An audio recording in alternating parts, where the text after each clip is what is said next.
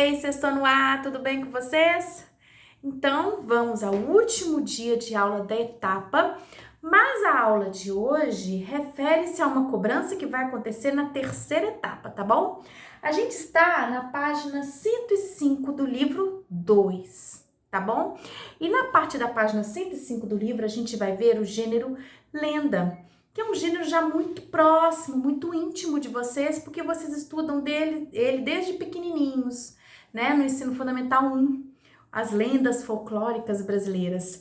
Só lembrando que a página do livro, o momento do planejamento, coincidiu com a época em que se comemora o Dia do Folclore Brasileiro, né? Que é dia 22 de agosto, foi no sábado, tá bom? Então, nós vamos começar a estudar primeiro a estrutura, características, finalidade desse gênero. Vamos ver um do livro que é interessante, que talvez vocês não conheçam, e vamos fazer atividades referentes a ele, tá?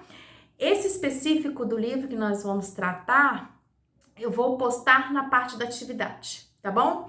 Essa aula gravada agora disponível nesse link vai ser sobre a característica, a estrutura e a finalidade desse gênero, tá bom?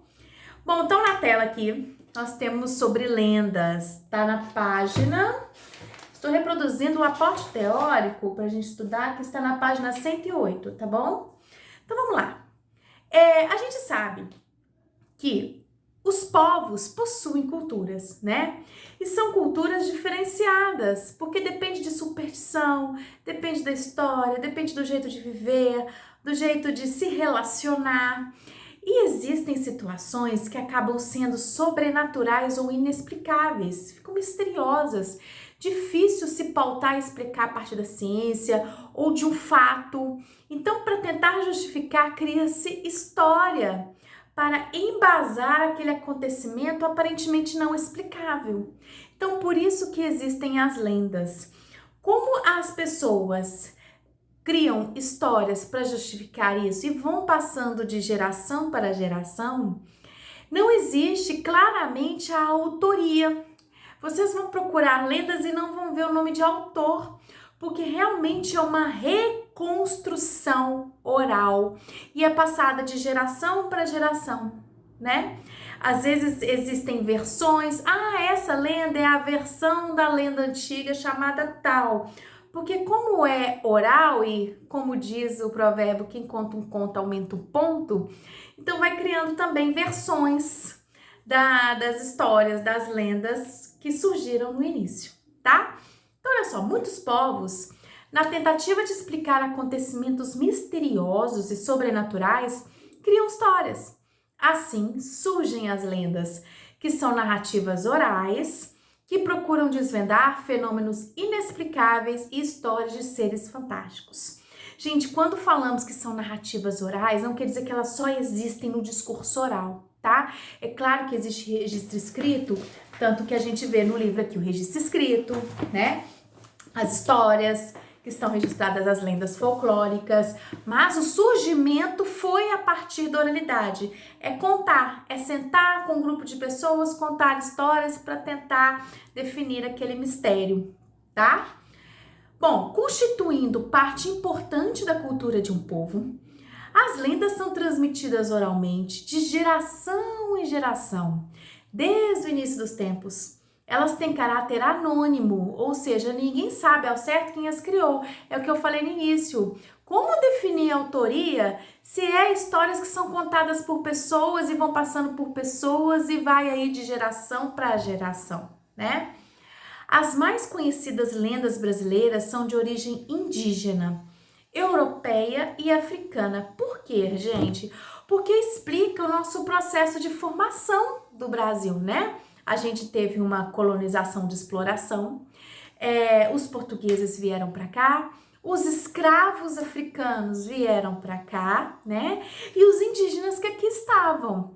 Então, tem essas origens das três vertentes dos povos, né? Que é indígena, europeu e africano, tá bom? São histórias, então, que retratam cultura, identidade, costumes e superstições de uma comunidade. Por isso, dizemos que elas são parte importante do folclore de um povo.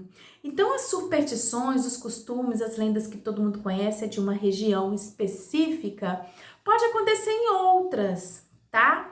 Mas não quer dizer que todas são superstições em todas as regiões do país, né? Existem origens, tem umas que são origem da Amazônia, né, da região norte, outras da região centro-oeste, e irradia aqui para o interior do norte de São Paulo, de Minas, tá?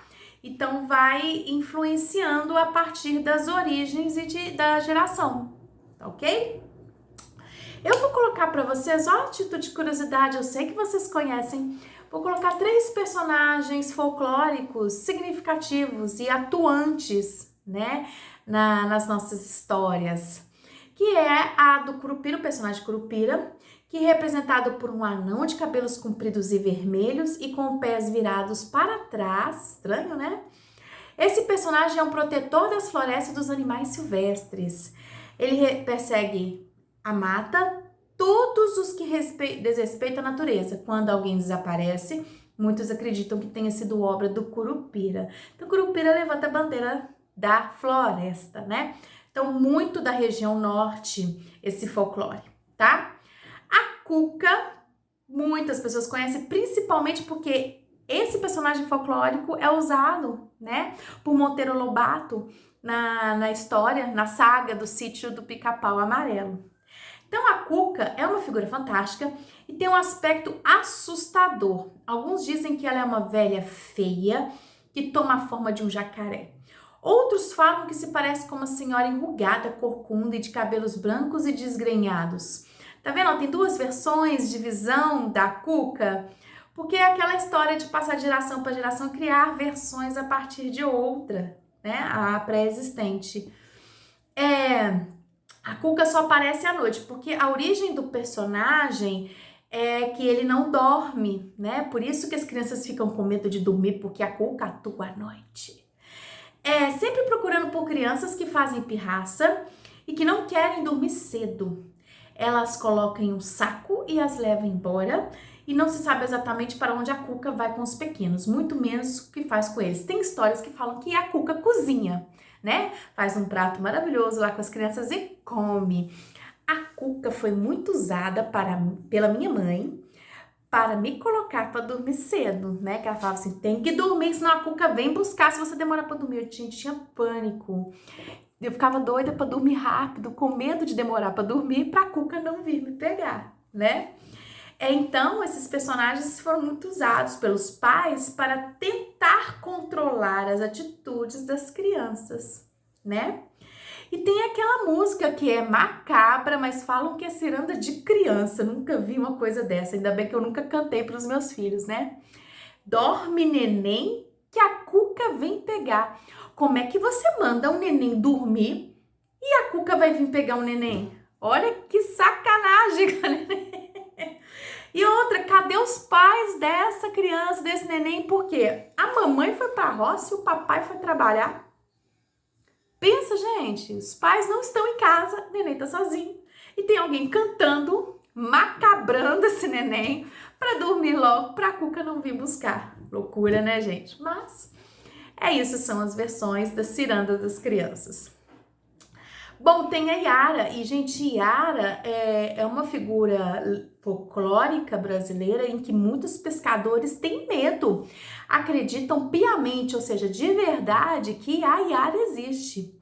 É metade mulher, metade peixe.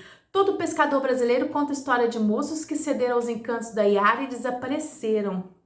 Acredita-se que no fim de todas as tardes ela deixa sua casa no fundo das águas e surge na superfície com seus cabelos longos enfeitados por flores vermelhas. O seu canto irresistível é o canto que seduz, né, os jovens, os moços, os homens. Enfeitiça os homens e os atrai para o fundo dos rios e dos lagos. Então, a Yara assume a forma humana e sai em busca de vítimas. Então, quer dizer que leva os pescadores embora. Isso justifica muito os pescadores que iam, né, a alto mar para pescar e não voltavam. É claro que acontecia um acidente, né, gente? Óbvio. Mas as pessoas tinham essa superstição de que era Yara que tinha levado para o fundo do mar, né? Então, eu coloquei como exemplo só 3, mas tem vários, inclusive o Saci Pererê, né? Super conhecido, que é uma figura folclórica muito arteira, né? E as lendas se justificam, então, o surgimento das lendas para tentar explicar fenômenos misteriosos, sobrenaturais de um povo, tá? Por isso que refere-se a um costume do povo, tá bom, gente? Então é isso. No nosso próximo link do tópico da semana, tem uma atividade, tem outro vídeo para vocês assistirem que são orientações, tá bom? Um beijo para vocês, estudem e boa terceira etapa para todos nós, tá? Hashtag fica em casa.